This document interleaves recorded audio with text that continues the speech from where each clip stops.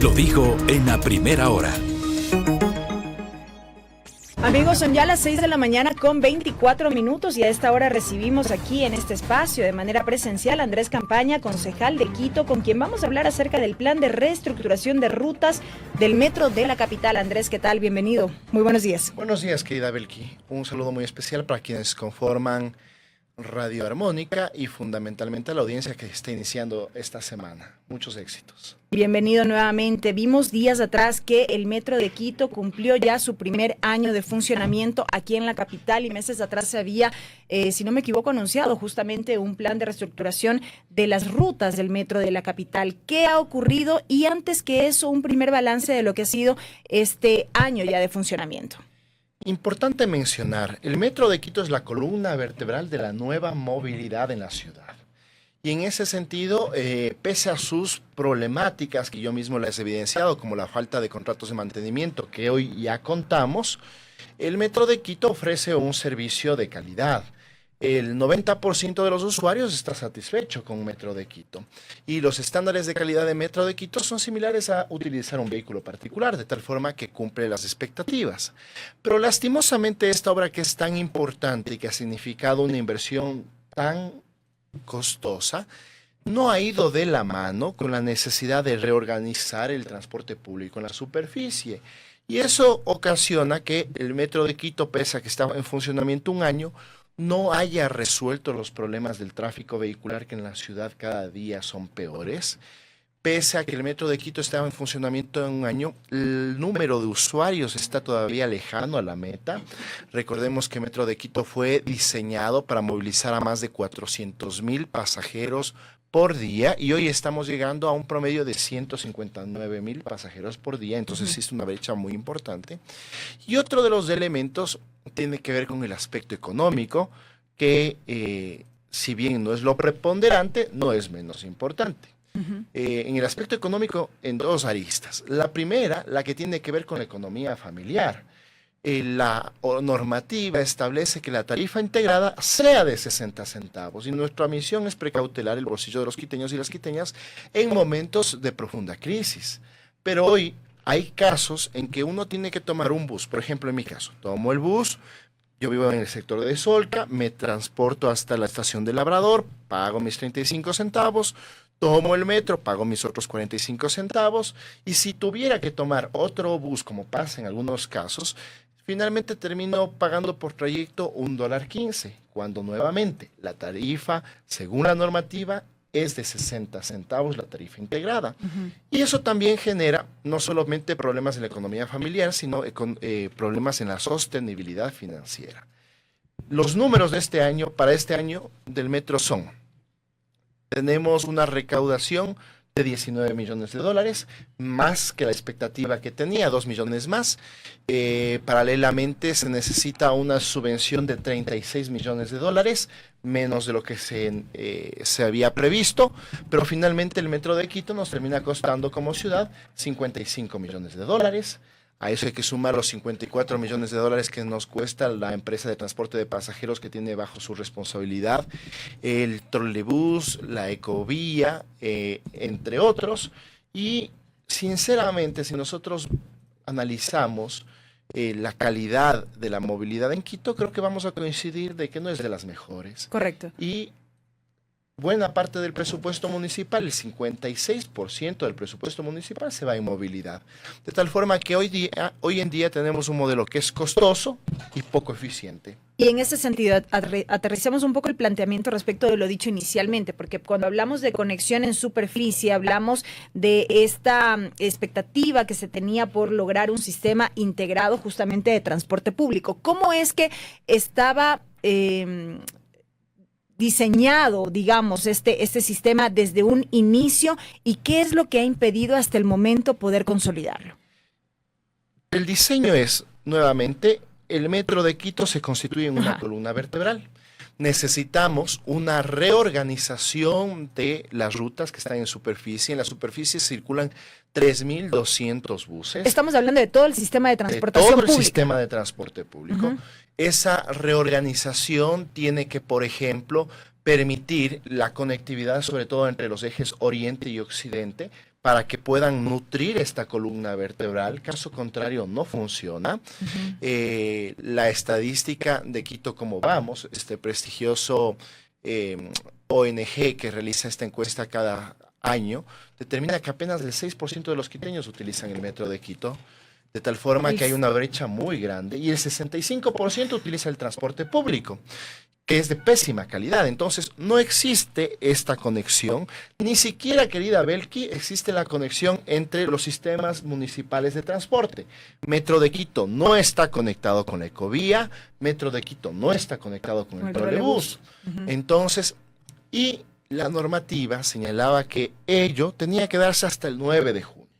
Ha pasado los 18 meses que preveyó la normativa, ha pasado 6 meses adicionales y no existe absolutamente nada al respecto. Cuando hablamos de que no está integrado uno con otro, ¿a qué nos referimos? Es decir, ¿no existen buses alimentadores entre uno y otro sistema? ¿O no existe este apoyo desde la misma transportación pública en general? ¿A qué nos referimos cuando no hay una conexión entre uno y otro? La integración tiene 3 modalidades: integración física, operacional y tarifaria. La integración física es que, por ejemplo, los buses, sea este trolebús, Ecovía o las operadoras privadas del transporte, tengan la posibilidad de físicamente llegar a las estaciones del metro. Por ejemplo, en el caso del Labrador, existe una integración física hoy en día entre el trolebús y Metro de Quito. Esa es la integración física, pero así debería ser todo el sistema. Correcto.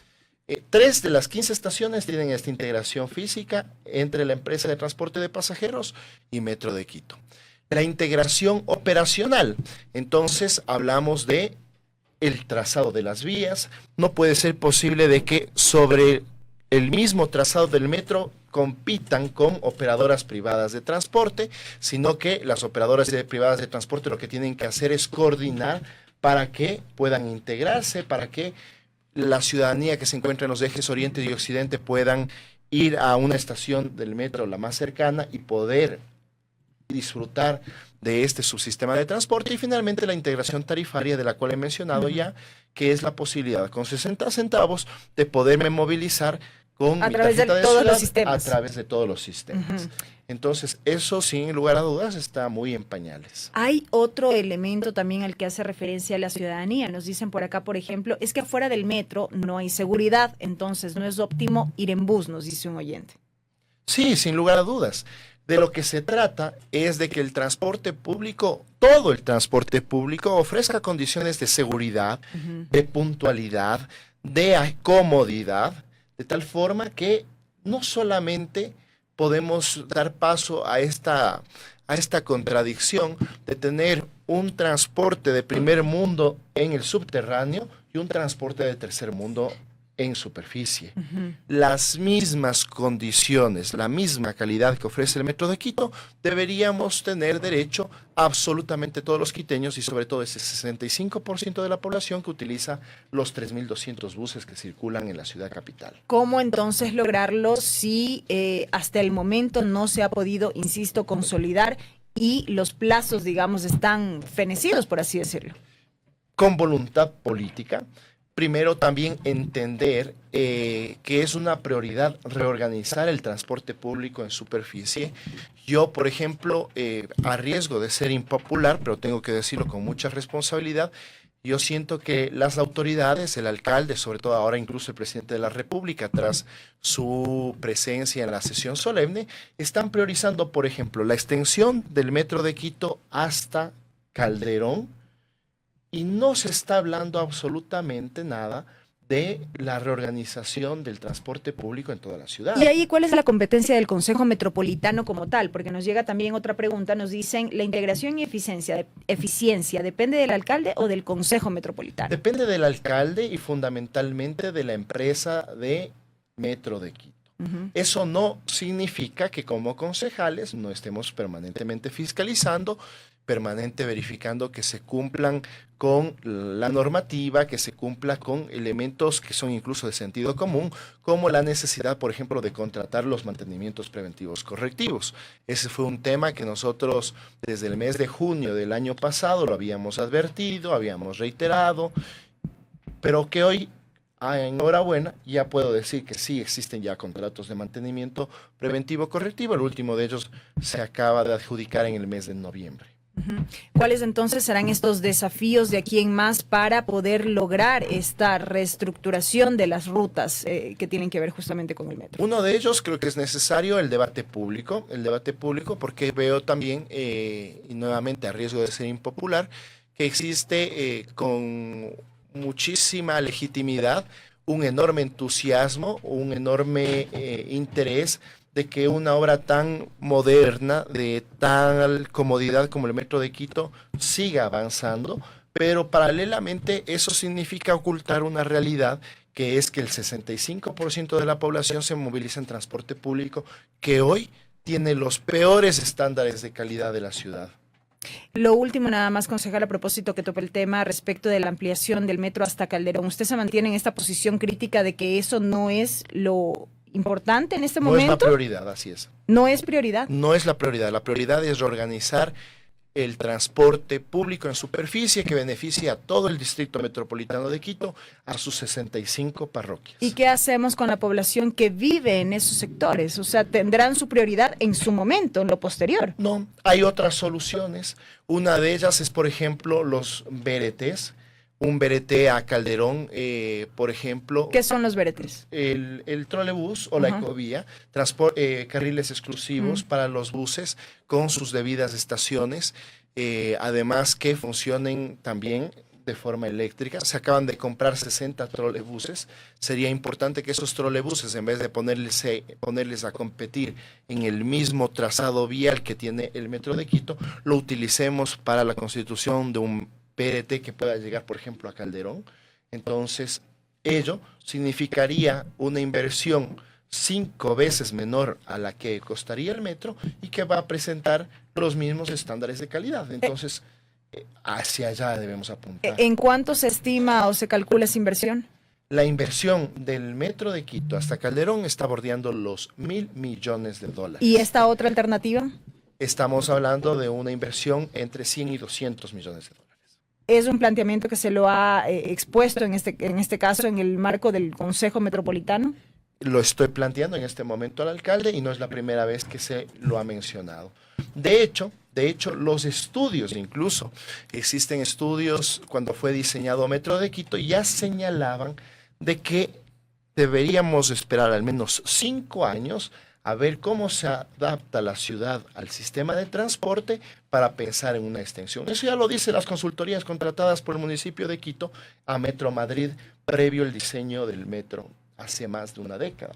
Y entonces también tenemos que actuar con responsabilidad, con los elementos técnicos y con las recomendaciones que nos dan distintos expertos y no de forma demagógica.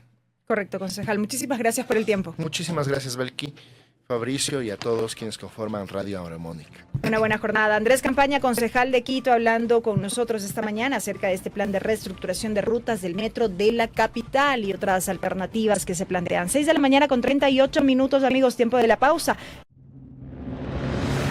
Primera plana. Todas las noticias, todas las voces.